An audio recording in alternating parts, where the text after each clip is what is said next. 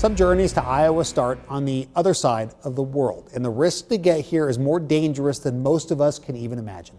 One family from Afghanistan made that journey, and they're now making West Des Moines home. KCCI's Olivia Tyler shows us what it took and the Iowans who are helping them start over. Learning numbers can be tough, especially while also trying to learn a whole new language. We have some great people who can help us. But the 5 family members on this West Des Moines couch are doing it anyway and learning more about Iowa every day. And so far, we really like America.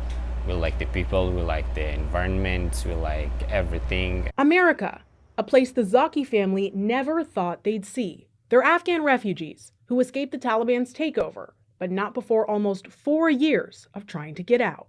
When we went to one camp, I can literally say that we went back to 20 years ago. Shah Hamad is the sole translator for his family. He says Afghanistan was making strides, but since the Taliban regained control, girls can only go to school when up to 6th grade.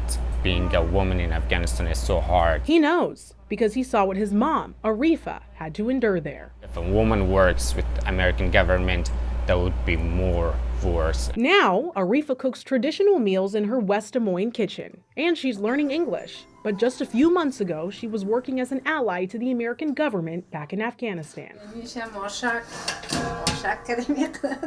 As a Muslim, Arifa has always worn a hijab over her hair. After the coup, failing to wear the religious full-body covering with only a mesh opening for eyes, she could be punished, she says, by being hit with a switch by soldiers, something she says she saw other women go through. But still, she continued to put herself in danger, providing evacuation services to others. So while your mom was helping people get out, she was hoping that she would get papers to then do the same thing. Yeah, right.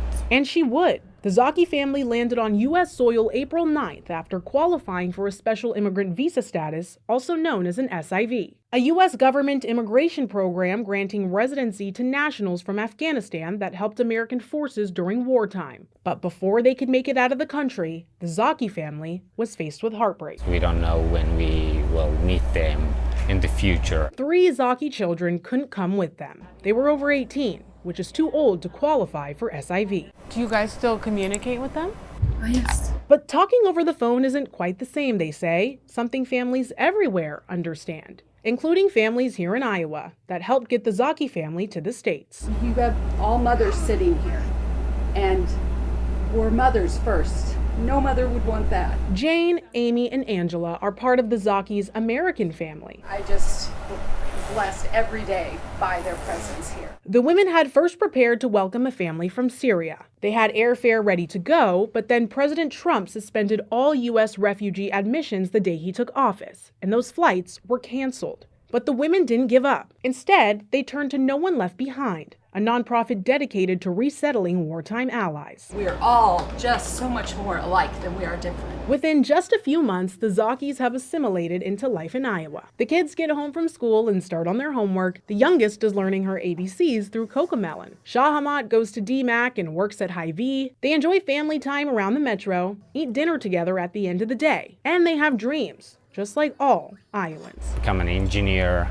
and I've just started my goal with the help of these great people. And with the hope that as he and his family continue to make Iowa home, his siblings can one day join them and chase their dreams too. But until then, the Zakis are making the most of every moment here, with the help of their neighbors who say, we are learning so much from them as well. In West Des Moines, Olivia Tyler, KCCI 8 News, Iowa's news leader.